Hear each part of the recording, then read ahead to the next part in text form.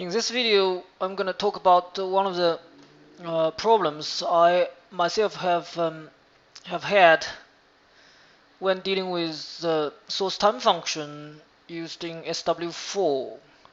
So the problem that I'm having is like this. So I would like to actually use a source time function that's specified by myself.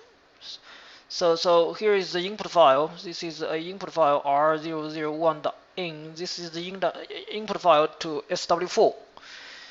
And inside of this file, you have to specify lots of information, right? So here is lots of receiver information where the seismic stations are actually located, the latitude, longitude, that kind of thing. And then that's the grid information. That's the synthetic seismogram. It's computed for like 1 second long synthetic seismogram. And then R file. That's the velocity model, right? And then topography. So SW4 can account for a variable topography. And then where you want to output that write out the output files. And then the first line here is source. So the keyword is source, right? And then this line is supposed to actually specify what the source actually is supposed to be. So SW4 actually provides lots of built-in source time functions, like a Gaussian, like a Brun, and then lots of source time functions that's kind of used very widely in seismology. But for tomography purposes, sometimes we need to specify our own source time function.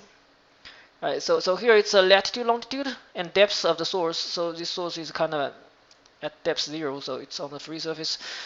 I'm using this particular input file, using this particular source to simulate the ambient noise Green's functions. Ambient noise Green's functions use kind of a virtual source. The virtual source is kind of located at one of those stations. And then stations are usually on the free surface. And then F0 is like the moment magnitude. That's like the scalar, the scalar of the force, of the body force, right? And then Fx, Fy, and Fz are the three directions of the body force. So here I'm not using a moment tensor, I'm using a body force. And this body force has 0 for the x component, 0 for the y component, and a 1 for the z component. And then it's got a scalar that's 1, right? So the source is actually pointing in the z direction.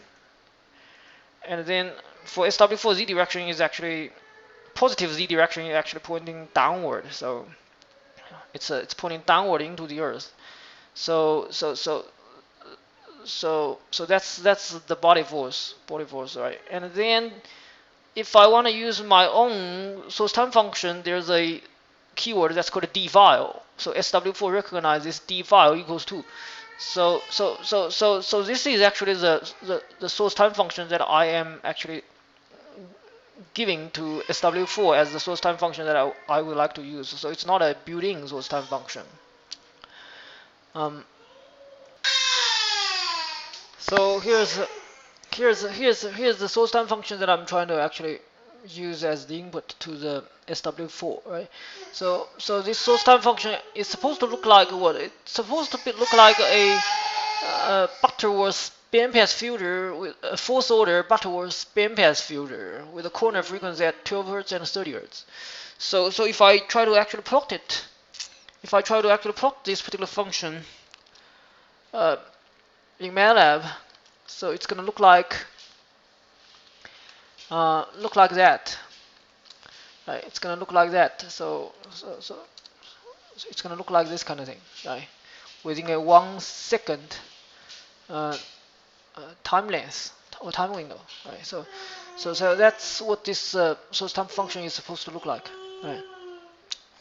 And now if I use this particular input file as input to SW4 and then run the code with my job script.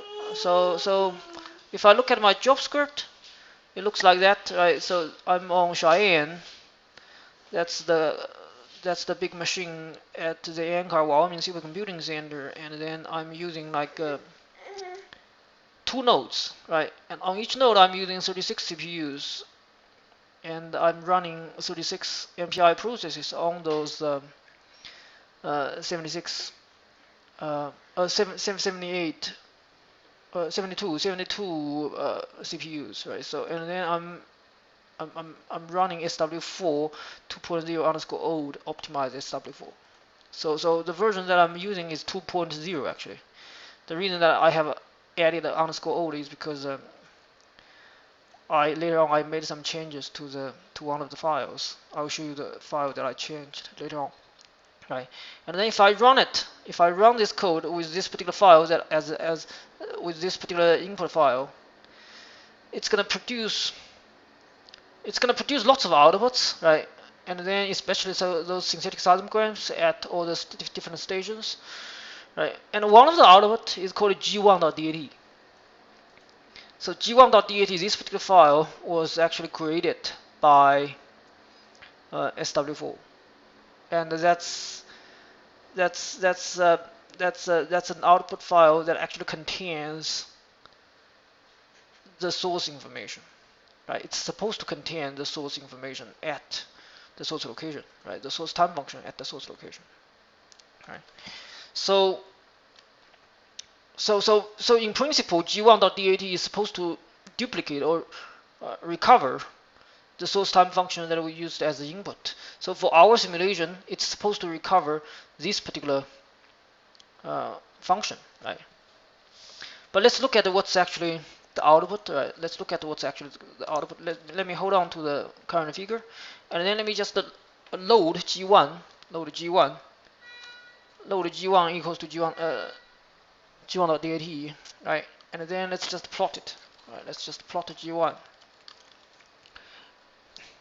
So if you if you look at the size of g1, it's got like 4 different columns, and then this many rows. Right? The number of rows actually depends upon the simulation length, how long the synthetic seismograms are, and then the time sampling intervals. The time sampling interval is determined by the velocity model, and then the CFL convergence stability condition. Right? And then you got 4 columns. The first column is actually the time axis.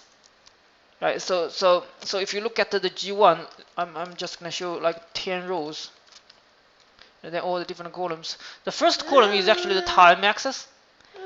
The second column is supposed to be the source time function that you use as the input. And then the third column is supposed to be the derivative, the time derivative of the source time function. And then the last column is supposed to be actually the second order time derivative of the source time function. Right? So that's what's supposed to be inside of the g1.dat, right? But let's look at the first column, right? If we just plot g1. Let's use a different color. It looks like that. It looks nowhere close to the source time function that we used as the input, right? So why does it look like that, right? It looks like almost random, and then it's got this kind of undulation thing, right? So why does it look like that, right? It turns out these are actually the spline coefficients of this particular function. So inside of sw4, it's actually doing some kind of a spline interpolation, because the source time function was sampled on a time interval that's kind of different from the simulation time interval, right? So sw4 has to do some kind of interpolation, and then it's using B-spline interpolation to resample the source time function to the simulation time steps, right? Wave propagation simulation time steps. And then this is not really the source time function. The values that you are seeing, they are actually B-spline coefficients, right? So why does it actually output the B-spline coefficients, right? But why it does not output the spline function? It's not the spline function, the source time function itself, right?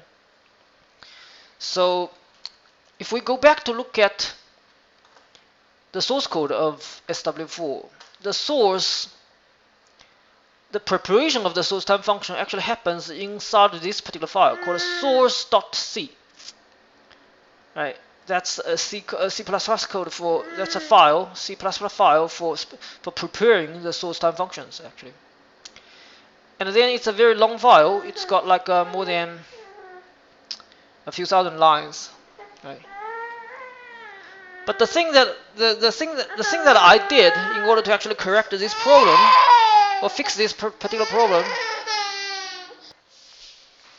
so what I did was to comment out 2 lines in this particular file.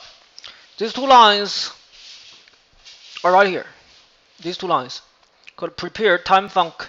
It's calling this particular function called prepare time func, and it's giving this bunch of inputs. It's giving this particular function all these input parameters, and then this particular call is actually wrapped inside of 2 loops, I and j, right? And so all I have done is to actually comment out these 2 lines, right? Comment out these 2 lines. So this prepare time func doesn't have any effect, right? To make sure that these 2 lines actually don't have any effects. And then if I go back to look at the comments made by the authors of sw4, it's saying that optional filter and spline interpolate the time function in this source object unless already done before, right? So these 2 lines are at line 1432.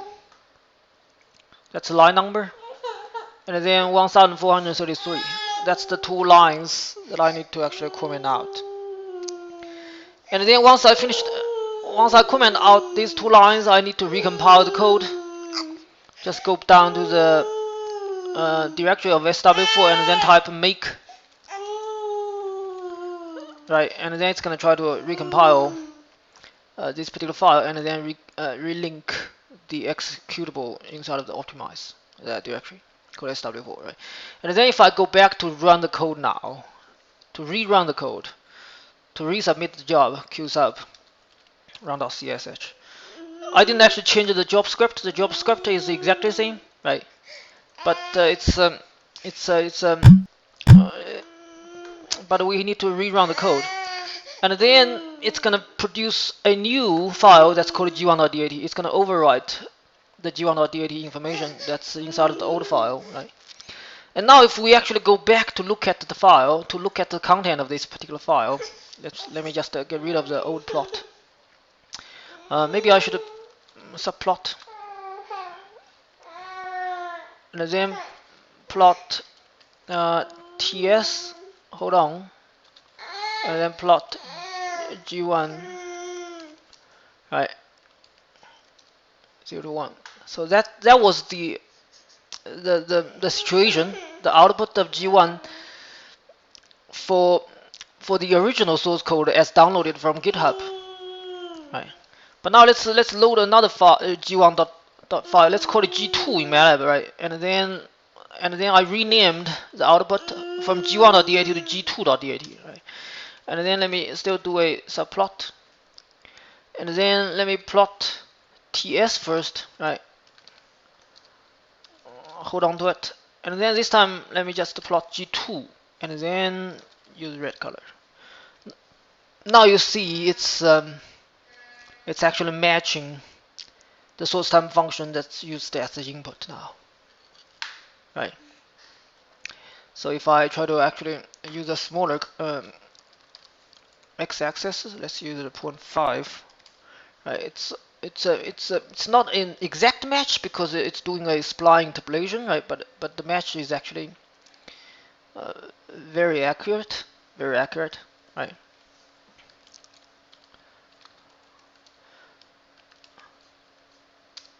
Right.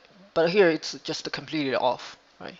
So the only thing that I changed was to comment out these 2 lines, right? And then the behavior of sw4 becomes as what I expected, right? So now the source time function is actually correct, and it's actually using the correct source time function. So this is the only thing that I changed, these 2 lines. Um,